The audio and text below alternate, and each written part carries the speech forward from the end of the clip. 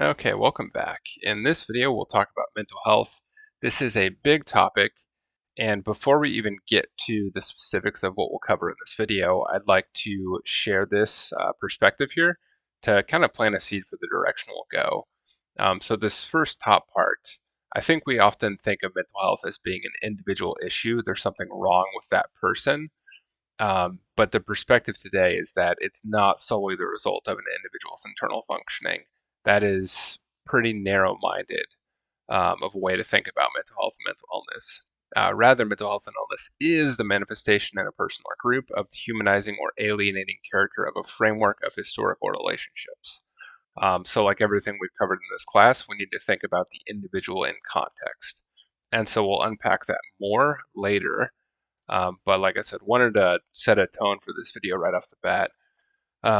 In terms of what we'll talk about, I'll first by talking about our current model of mental health, a little bit about why that or how that model developed and why it's still used today and the issues with it. And then we'll talk more about culture and mental health, intergenerational trauma, and we'll end with a note on decolonizing mental health. So the current system today, you might have heard the term psychological disorder. Plenty of labels down here: schizophrenia, narcissistic, PTSD, ADHD, the whole slew of vocabulary of diagnoses. And those are all labels to describe different disorders, which are syndromes marked by a clinically significant disturbance in one or more of the following: cognition, emotion regulation, or behavior, right? So something with our thoughts, something about our emotionality and how we manage it, and something about our actions. And the key thing here is that this interferes with day-to-day life and daily functioning. And so there are different criteria for each diagnosis, but there are four broad criteria for any diagnosis. The first is that it must be distressing, right? So it's causing some kind of suffering or harm to the person who receives a diagnosis, or it could also be that they're harming others in their life. Dysfunctional, so it could be causing impaired functioning. So basically, beyond simply causing some sort of distress, it's also affecting their ability to function in daily life, whether that's in their personal life and relationships and their community, in their work roles, right? Whatever it may be. It's supposed to be deviant, meaning that it violates some kind of norms and values, and persistent, meaning that this tends to be ongoing and frequent. And so, for example, like we all have ups and downs, it's normal. Like, for example, um, if we experience something shitty like a breakup, right? Like some intimate relationship ends, it's natural to go through a funk after that and have a grieving period. The key distinction then here is that this is something ongoing and frequent. That's not simply a normal response to the various life events that we all experience. And so to talk a little bit about um, how disorders develop.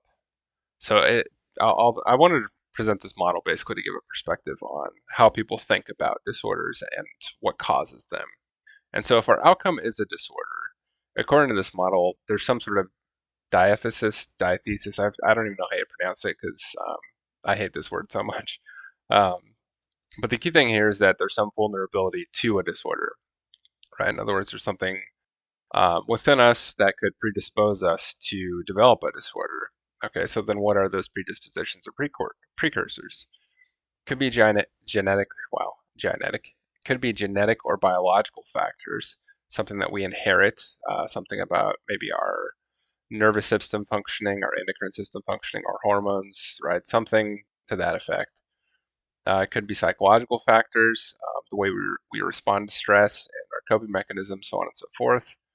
It could be situational factors, right?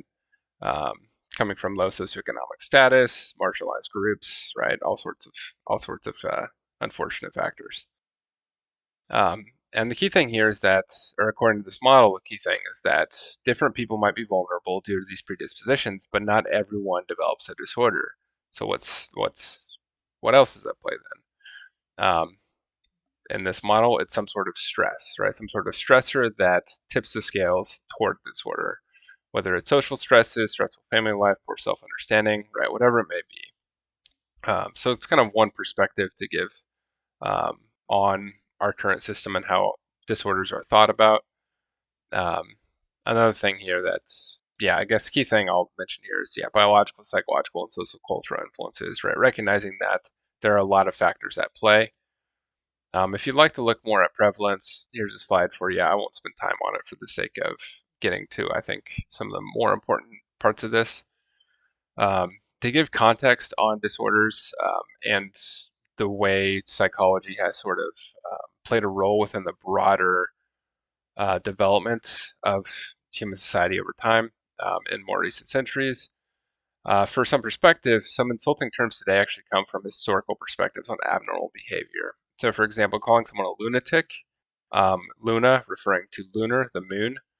Originally, the term lunatic was used to refer to people who had diseases that were thought to be caused by the moon, such as epilepsy, madness. I don't know exactly what the criteria were for madness or the characteristics of that. But just one example of a term that's used today, lunatic, that actually comes from a term used to refer to people who were mentally ill in the past.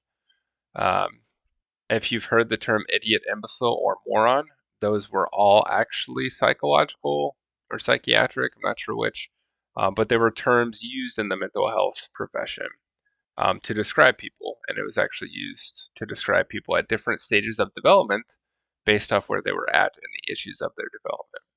Right. And so just wanted to mention that these terms often get eventually, I guess, maybe appropriated is the right term by popular culture and used in ways that they were not intended. Like, for example, I almost feel like I shouldn't say it in today's culture, but the term retarded, when I was growing up, that was a term that um, was used simply to refer to people who had mental conditions or mental disabilities. Um, and often, admittedly, it wasn't used in a nice way. It could be used in a derogatory way, but that was a term that professionals used. Um, right. And whereas now that's something that is very much not politically correct to say out loud and for good reason because it was misused. And the way this field developed was not ideal, right? Historically, mentally ill people have not been treated in humane ways. Um, Yeah, key thing here is that there was reform in the past, but prior to that, people were kept in horrendous conditions.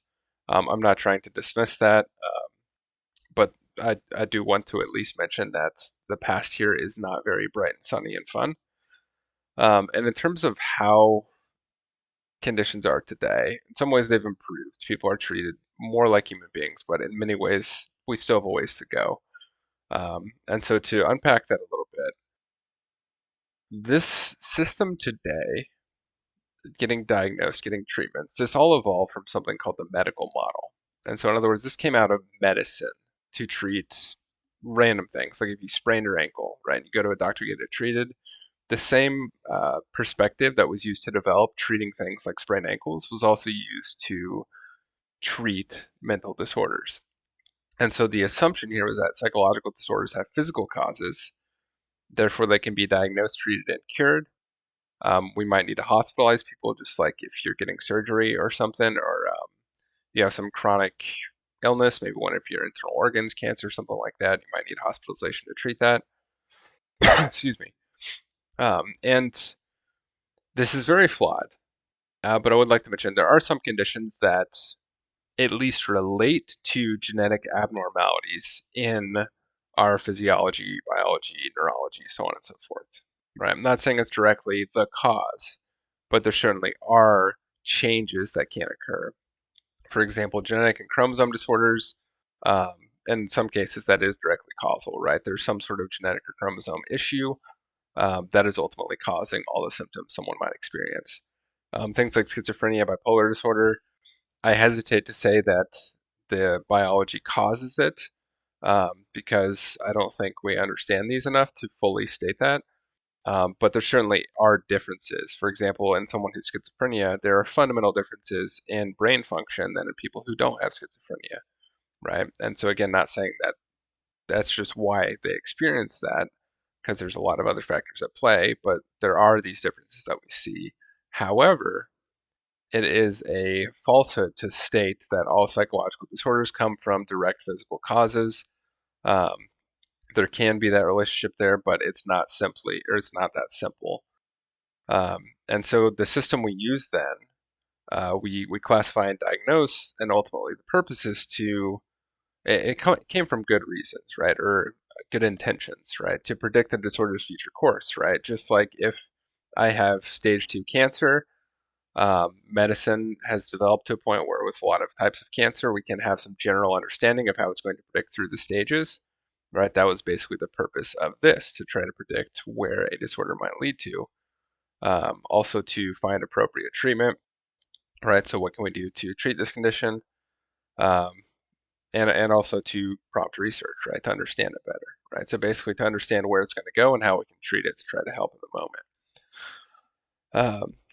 And I would like to state, though, that in today's system, if you go and seek treatment, you might get a diagnosis right from the get-go.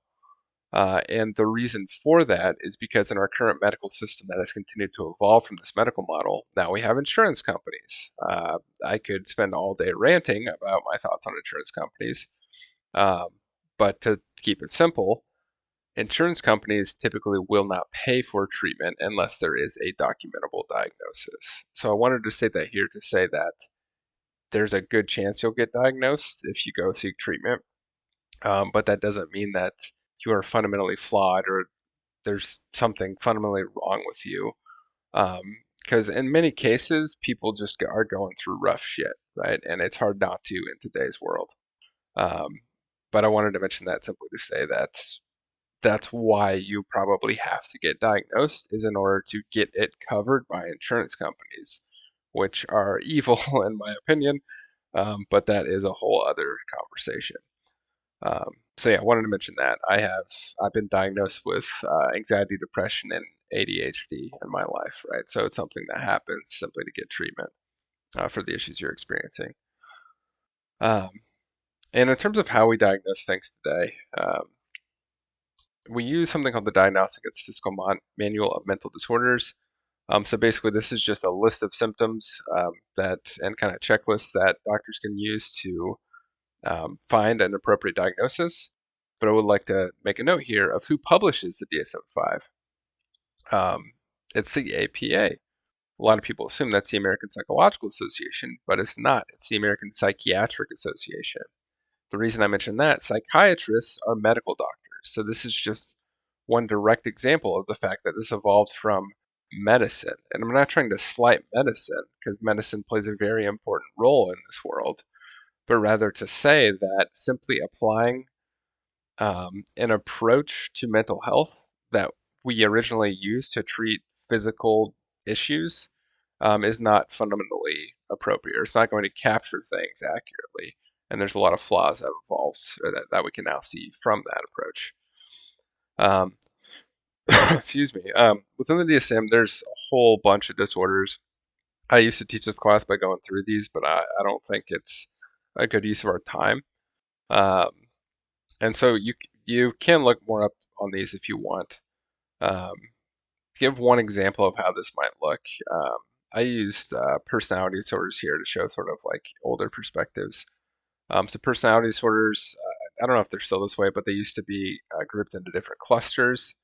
And if there was any one particular disorder, or to get a diagnosis of one particular disorder, you'd have to fulfill a certain number of criteria for it.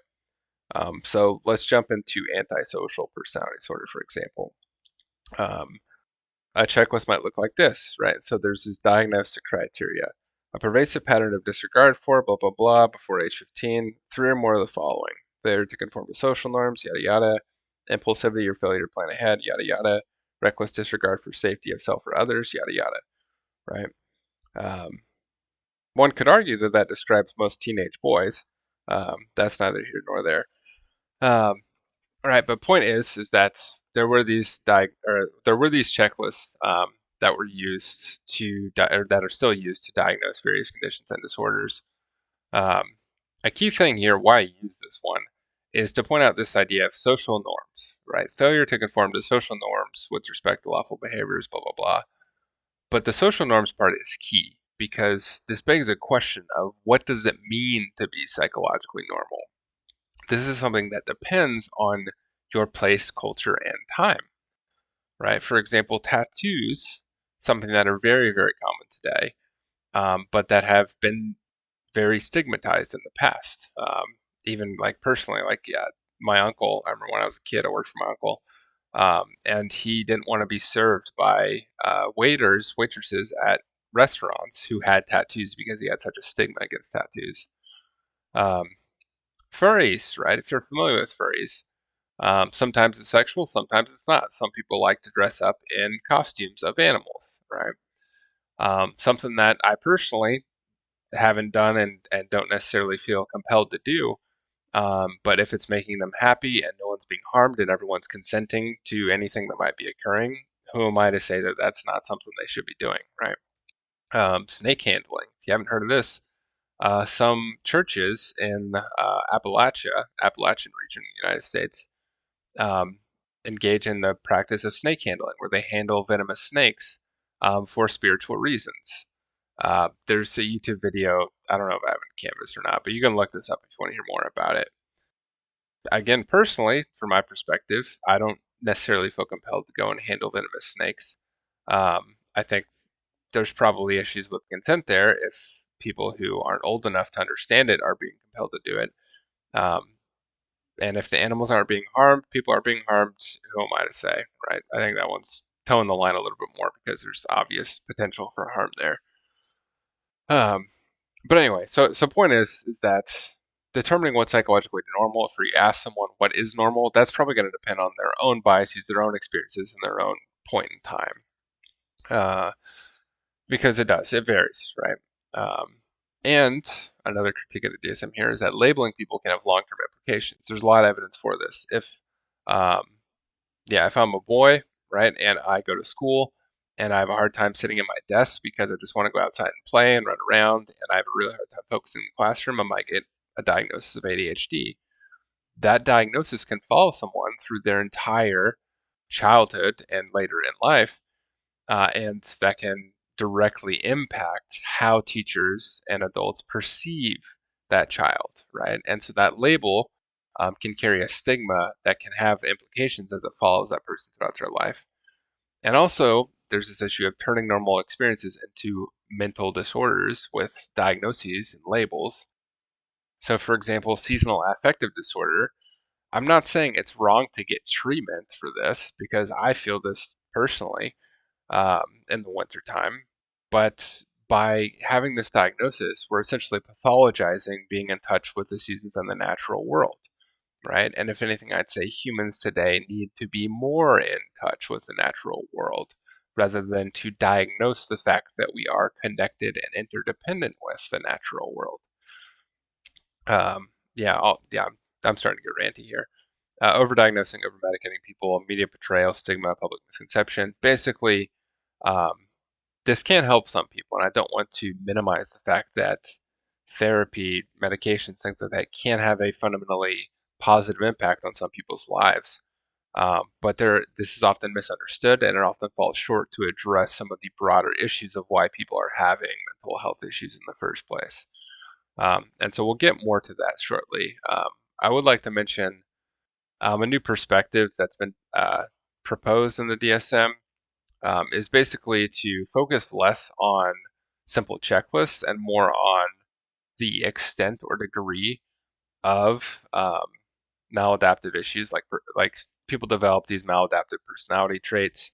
I don't want to spend time on this, but basically, the point is that we're starting to move away from checklists to understand that these issues can be continuums, right? Just like, for example, the term narcissist gets thrown around a lot today. Narcissism is a continuum that we can measure and place everyone on, right? People who are considered narcissists are the really high end of that continuum of absolute like self-love and self-grandiosity and whatever the other criteria are for it. But someone really, really low on that probably has absolutely no self-worth and self-esteem, right? And so point is that any one of these things, if we look at them on a continuum, either end of that continuum is probably starting to get a little bit maladaptive, right? We need to, like narcissism, we need to have some amount of care for ourselves. Otherwise, if we didn't, we wouldn't care about ourselves and we would just wither away and die because it wouldn't be feeding ourselves, taking care of our basic needs, right? Anything like that. Um, yeah, and so yeah, the reason I use that as an example of how this current model is being proposed and used. And also with that, there's been renewed emphasis on multicultural treatment and more understanding of cultural differences on the self and well-being. So, for example, if you go to therapy, it's probably a good idea to ask for this if they don't use it to begin with. But there's this thing called the cultural formulation interview, which is used to basically understand or to generate an understanding of a person's culture and how mental health, well-being, things like that are understood in them and in their own cultural and just broader life background, right? And you might say, okay, why does culture matter here? Well, for one, because culture influences our psychology directly, right? And therefore, culture is going to influence our experiences of mental health and well-being and how it manifests. For one example of that, let's look at this study here. So this was looking at differences in voice hearing experiences of people with psychosis in 3 countries, right? So voice hearing is what it sounds like, hearing voices. The technical term is auditory hallucinations, right? And so this study looked at people in the USA, in Ghana, and in India, right? And these are the specific places. I'm not sure how to pronounce these, so I apologize. Chennai, Accra, and San Diego, no, San Francisco. I don't know. I don't really know California. West Coast California. Okay, so let's look at this. How did people experience auditory hallucinations in these different countries with presumably different cultural backgrounds based on the fact that they are from different parts of the world? In the US sample, people hated their voices, the voices they heard, and did not view their voice as a person. And they often use the label schizophrenia and could sometimes even list the diagnostic criteria for schizophrenia.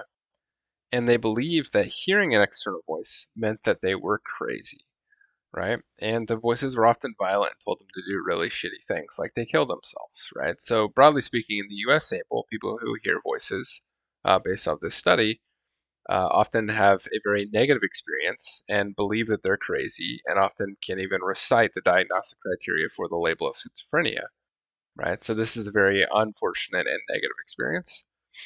In Ghana, people did not use a diagnostic label and did not believe that hearing voices was bad. Sometimes had conversations with their voices, and the dominant voice that they heard was God, or they labeled it as God. It was a good experience, and God told them to ignore the mean voices in their head, and often also heard voices of people that they knew. So here, this is a completely different experience, right? So here, hearing voices is not necessarily a bad thing. They're having conversations. It's telling them, it's like reassuring them in some ways to ignore the mean voices. And sometimes they're even connecting with people they knew, maybe their ancestors. In the India sample, did not use a diagnostic label as well, did not believe it was hearing bad, so very similar in that regard. Also had conversations with their voices, often heard their kin or their family. In this case, did not like the voices, but voices usually told them to do nonviolent things like get dressed, clean up, and do chores. And so the reason I mention this is to show that culture can directly affect not only our understanding of ourselves, but also our understanding of mental health experiences that broader culture today, or broader Western culture today, labels as maladaptive and a quote unquote disorder. So, in some, the evidence suggests that the voice hearing experience is deeply shaped by local patterns of understanding the self, the mind, and the fundamental nature of reality.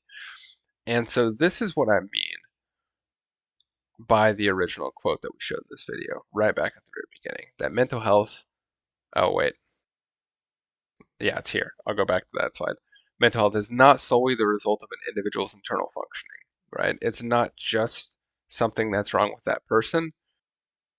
It is, for one, the manifestation in a person or group of the humanizing or alienating character of a framework of historical relationships, right? So in that case, the act of, or the experience of hearing voices was one directly related to the relationships that person had in their culture, and also two, there's other historical issues at play that I'll come back to.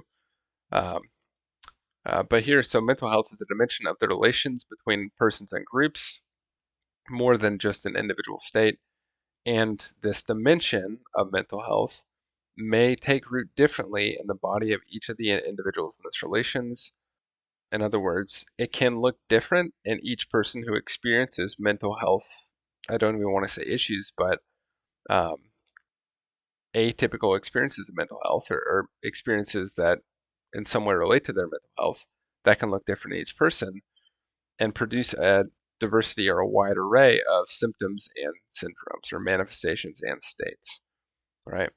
And so something else to consider here is the fact that the US sample had the worst experience, right? And so to me, this speaks more to the volume, or speaks volumes about US culture compared to the cultures included in the study, in Ghana and in India. And I'm painting with a broad brush by saying these things. But to me, it says more about quote unquote Western culture than anything else, and the fact that people in these cultures hearing voices was a very bad thing, and it was often a very negative thing, right? And with that too, we should also consider. Gosh, sorry, I'm tripping over my words here. These are all new slides, so I don't really have this polished. Um, yeah, the humanizing or alienating character of a framework of historical relationships, right? And so the point is here is that by looking at mental health as a problem at the individual level at today's point in time, without considering community level phenomena, without considering societal phenomena, without considering historical factors, if we don't consider those, then we're narrow-minded, right? Because we're simply alienating that person without actually considering the broader implications and broader factors at play.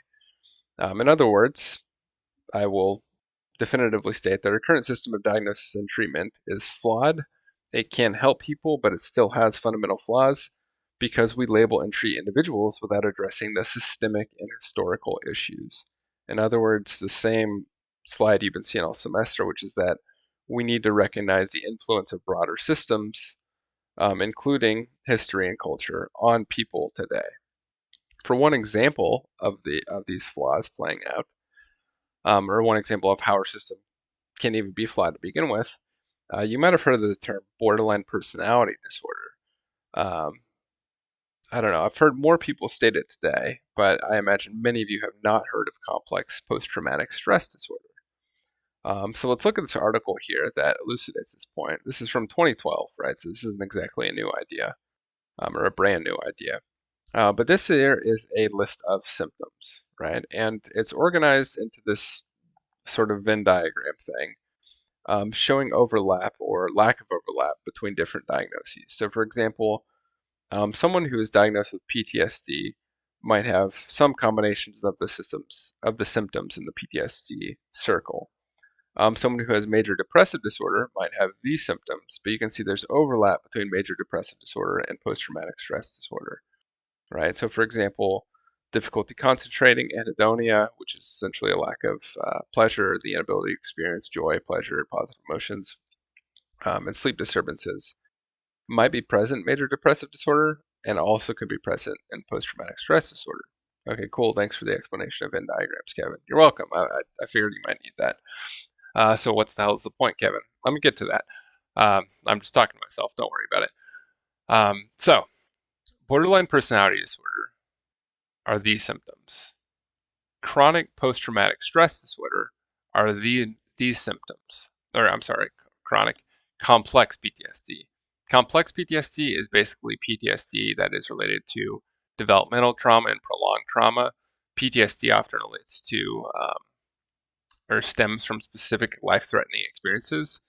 CPTSD relates to experiences that might have been less obviously life-threatening, but could be more prolonged over time, right? Such as intense neglect, um, slavery, all kinds of different things, right? And so it's weird to sort of draw a line there, but basically this is a understanding of trauma that is different or might look a bit different from PTSD, but is nonetheless trauma and trauma related.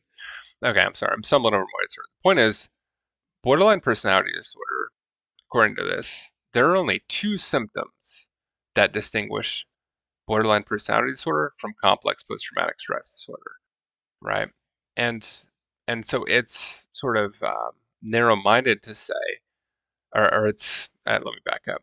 Borderline personality disorder is a disorder that carries a lot of weight and stigma, right? It's something very, very stigmatized in the world today. And any sort of personality disorder, I think there tends to be that heavy stigma to it.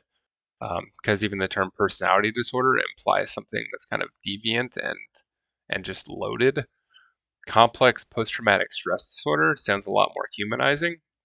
And if there are only two symptoms that separate one from a CPTSD diagnosis, and they would instead receive a borderline personality disorder diagnosis, that could have a very different consequence on that person in their life. And this is a debate that goes back and forth. I've seen both perspectives, people saying that borderline personality disorder is really just a trauma disorder, people saying that it's different because not everyone who has BPD has experienced the trauma of those with CPTSD, yada, yada, yada. Either way, the point is that when we diagnose people, we're drawing arbitrary lines between this overall collective body of diagnoses. And so I have a study idea I've been wanting to do. I'm making this about me for a sec. I do that more than just now. Okay, stop rambling. I've had this study idea of looking at all of the symptoms, starting with personality disorders, and trying to sort of like reverse, oh gosh, what's the word? Reverse engineer psychology's idea of what it means to be a person who's just perfectly healthy when it comes to personality. I haven't done it. I've started to, but I need to finish it. Um, because to me, that's what we're doing. It's just drawing these arbitrary lines in the sand between diagnoses, and also to um, we're kind of, in some ways, we're saying that to be a perfectly healthy, functioning human is to be a robot who has no emotions, or that's kind of my take on it. But anyway, I've rambled, so I apologize. Let me get back to some of the key points here. Speaking of trauma, I would also like to mention intergenerational trauma. Um, if you haven't heard of this or you'd like a refresher, the idea of intergenerational trauma is basically the concept that if we have a person who experiences trauma at some point in their life, it could be at the individual level, a near-death experience, some very traumatic experience that they have, or it could be at the collective level, such as through genocide, famine, slavery, servitude, all these different issues.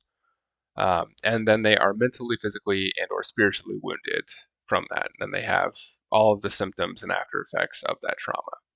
And if it's left unresolved for whatever reason, I'm not blaming them here, but I'm saying it's left unresolved, then that unresolved trauma can get passed on to the next generation. And we'll talk about how on the next slide. And then if it's left unresolved, it will continue to get passed on through generations, right? Okay, then I might say, okay, so why don't they just resolve it then? Well, for starters, many times this can stem from historical or collective traumas, right? So, for example, genocide or cultural genocide, like the Holocaust, for example.